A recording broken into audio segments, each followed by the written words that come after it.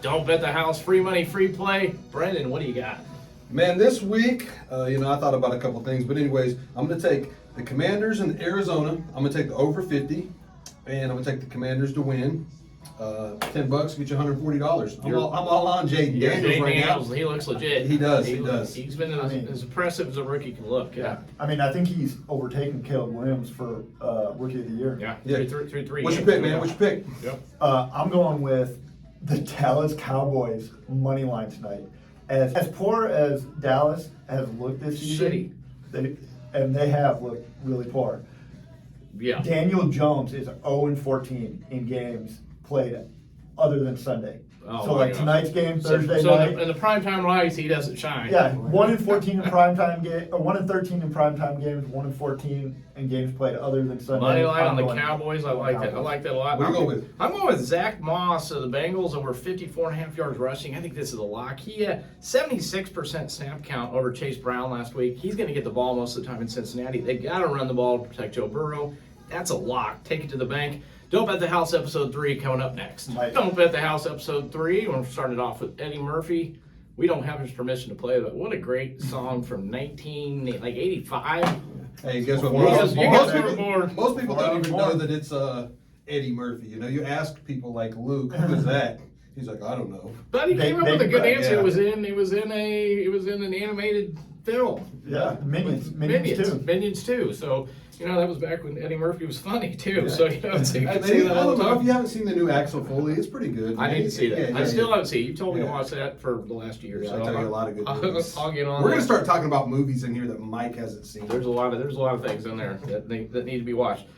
Today I want to talk about the changes in the market because for the first time since I've been in the business, we're actually seeing inspections. We're seeing wait times on houses that are sitting on the market. They're having to drop prices. How do you think this is impacting everything?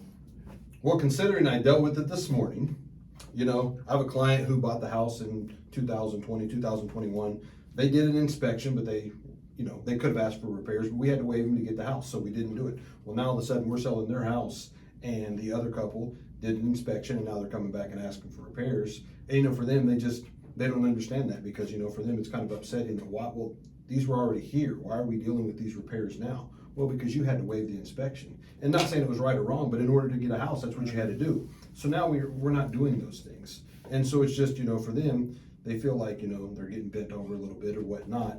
And they're not. It's, they're also making $50,000 profit after commissions, everything else. They're getting that. And, you made $50,000 in 3 years. Now, Luke, when he's talking about here, this seems like it's even more important to find a seasoned agent in this kind of environment. Well, you're exactly right. And, our job, a good agent is going to be a third party, non-objective person that you can lean on to get their view of things. And so, residential real estate, and for most people, buying and owning and then selling their home that's been their primary residence is a very emotional process. When you're selling your house, you think you have the greatest house on the market. When people are asking for repairs, you've lived there, so you're like, oh, those repairs don't matter, but they matter to the next person. And if you want to get your house sold, sometimes you have to do things to appease both parties so that we always talk about win-win situations, and that's what you want. As a seller, you want to be able to provide a good house for the next people to enjoy, and sometimes that comes with a little pushback on what the buyers are asking for, because the truth of the matter is there's negotiation that goes in there, and so you got to figure some things out. So this really comes down to you've got to educate your clients that the market is changing. That's the first thing you have to do, right? Yeah, so I actually want to tell a perfect story of last night with my clients who are good friends of mine, and I love them, so we're in a group chat or whatever. And long story short, the husband, as we get the inspection report and we get the resolution, he just kind of flies off the handle. And the first thing out of his mouth is let's just put it back on the market. And I'm like, okay, blah, blah, blah. And so he just keeps going. His wife texts me on the side and she's like, you're going to have to talk him off the ledge this time. Mm-hmm. And I said, no, I'm just going to let him vent, because that's my job, is to allow him to vent. If I went back to that other agent and said exactly what he wanted me to say, guess what? The deal's going to fall through. So let's subtract us from this group. Now all of a sudden you put the buyer and the seller without us in between this. What's he gonna do? The buyer's gonna go to him and say, hey, we want all these things fixed. The seller, what's he gonna do? You know what? Hell with this deal. I'm just gonna put it back on the market. Case closed. Yeah. Instead, they're gonna say, Mike, you know what you need to tell Luke? Blah, blah, blah. And you look at me and you said, yeah, you know what? I'm gonna call him right now. You're not doing anything. You're hiding it on the inside. You're letting him get his cool. And then you're gonna go back to him and you're gonna negotiate for both sides. And that's where I think people just don't see. This is an emotional business, and people allow their emotions to get the best of them, when really if they just allowed us to do our jobs, I'm gonna let you tell me everything you wanna tell Luke. Yeah. But guess what? Luke's never gonna hear it. So you're basically what you're saying, a really good agent is gonna absorb a lot of the tension Oh, 100%. from the entire Yeah. negotiation. Well, that's the thing. A good agent is going to take emotions out of it. Yeah. And so, like, you know, when that client comes to you and, you know, basically wants to throw the deal away, throw the sellers away, our job is to go and look at them and say, okay, our goal is to sell your house. And our goal is to sell your house for the most money that we can sell your house for. And the truth of the matter is, okay, let's cancel the deal. Let's put it back on the market. Well, now we have that inspection. So the next buyer is going to see that. So you're going to have to do these repairs anyways.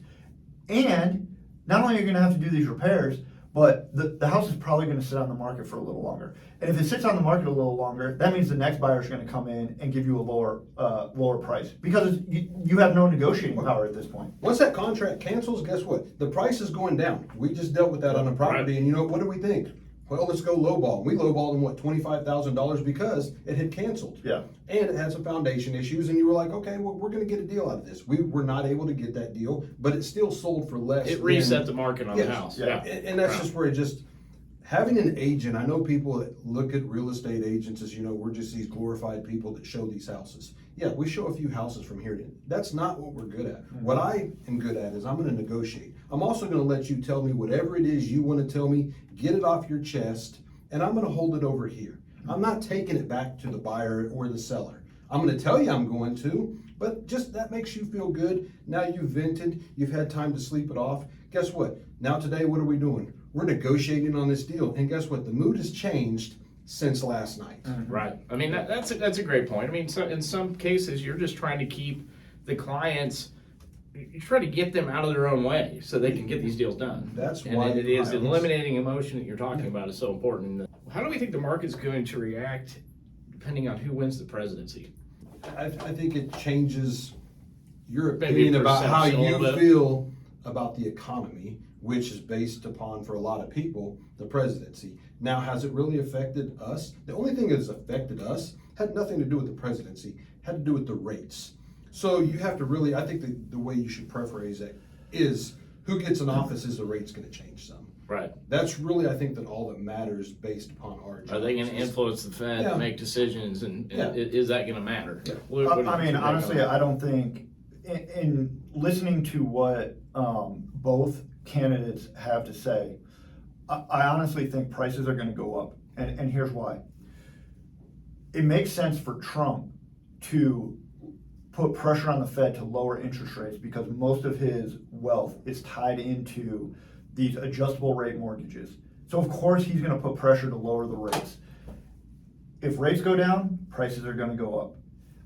What Kamala Harris has said is, if she gets elected, she's gonna want to offer $25K to first-time home buyers. Well, what's that gonna do?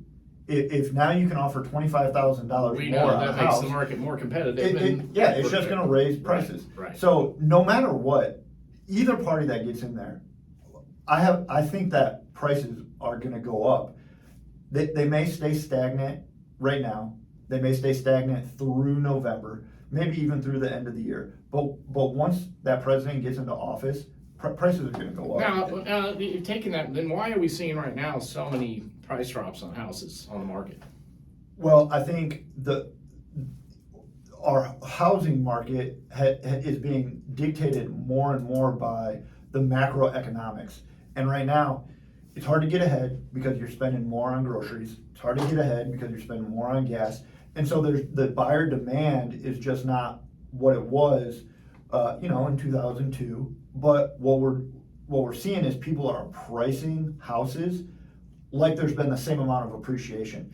And so you're not seeing houses sell for less than they sold for in 2002, but you're seeing them sell for about the same. And so we're pricing houses way high, thinking that there's going to be, this level of appreciation. So, yeah, and that's where the price cuts are coming. So again, we've got agents out there that just aren't educating their sellers as to the market change, or they're not buying it actually because they're pricing some of these houses too high. One thing is about being an agent, and I consider myself a good agent, is no matter what, you kind of have to go in and you have to dictate the story a little bit for these people. And I don't care who you are, that you call them teeter-totters or whatever, but it's hard for me to come in and tell you you're going to sell your house at $325 when everybody else on your block they listed at $325 and they got $340. You never want to be the guy that takes less than everybody else. Mm-hmm. That's just life, man. That's just what you deal with. You never want to pay more than somebody else paid for a car. We don't want to do that as human beings because it messes with us emotionally. So as an agent, you have to go in and you have to kind of dictate that story a little bit. Now, am I going to say, hey, you have to list it at $325 when you really want to list it at $350? We have to come to a compromise. Mm-hmm. But then what happens is I have to call every agent and say, hey, you know what? I know we're overpriced. Send me an offer. Mm-hmm.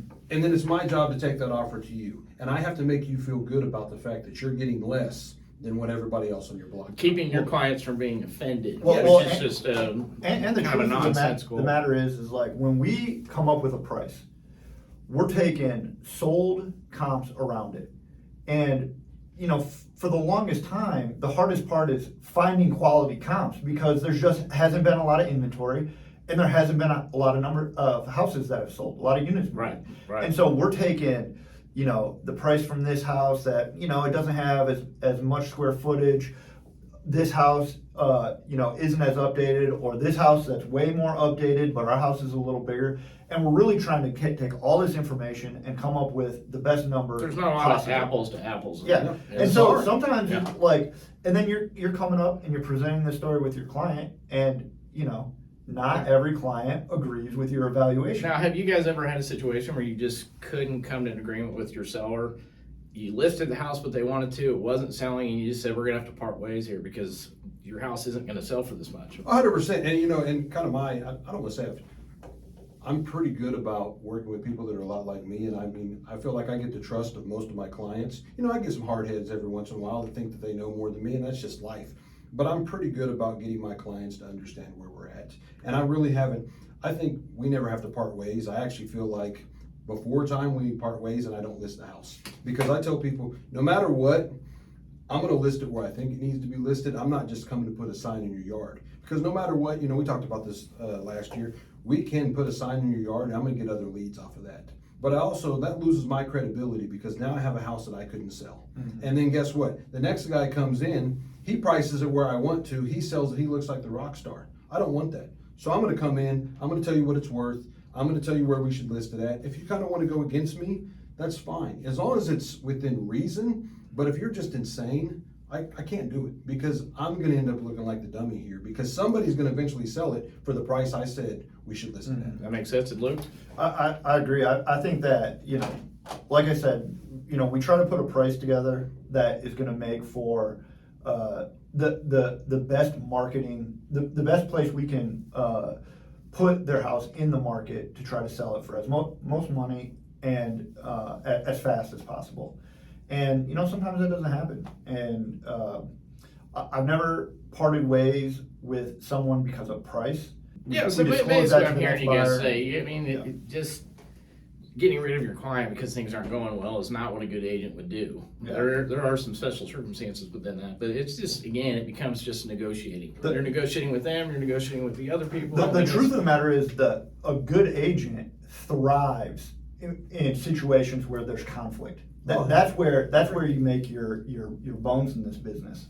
And I feel like right now, like you're seeing, good agents are the ones selling things, good agents are the ones listing things, because it's different waters we have to navigate through that we haven't had to do for a while. I've obviously been in the business longer than you guys, and I feel like, whenever I first go back to look at the business, whenever I first got it in 2011, you were talking 60 plus days, average days on market. Wow. You were thinking you could go in and you could ask somebody $10,000 and closing cost off the price, and that was a good deal. But it's just like right now, people are so cash strapped that, and I think that that's kind of, you asked that earlier about the market, and I do feel like that's why it is a little bit slower right now is, I talked to my loan officer, and they talk about the amount of people that are going from 3% to 6% because they need money out of their house to pay off either credit card debt or whatever it is. Right now, people are really starting to feel that stretch. So it's just, maybe it doesn't make sense for them to go in and leave their, $1,200, $1,500 house payment to go to a $2,500 house payment to maybe not even get that much more house. And it's just not making sense. Really, the only people that are, jumping into this market that I've been selling is, a lot of people that are first-time home buyers, moving, married, those people that have to find a place. The people that are just moving to move aren't.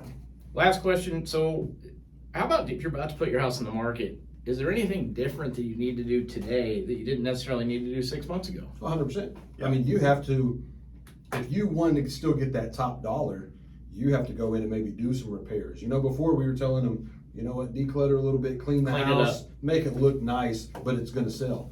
Now you have to go in and you have to maybe stage it. You have to go in and you have to ask them to paint all that trim. Go in and take care of some stuff, grout the tile, these little things. But once again, that's where the professionalism comes in, that you have to know those things. And I actually, the house that I've been talking about or whatever, it was a very hard house because there was one that sold for $320 that was totally dated in bad condition. There was one that sold for $375 that was in great condition. So, we weren't horrible, but we weren't great. So you had to go in, but they had to do something. I completely agree. The condition is more important than it's been in the last 5 years. And if people don't want to do all those minor repairs, and you're exactly right. Some paint, carpet. If the carpet's bad, you have to go in and do that. Grout, not major updates, but getting at what people would traditionally consider market ready. The marketability of the house needs to be higher it's than more it was. important than ever. Yeah. And if it's not that, expect longer days on the market.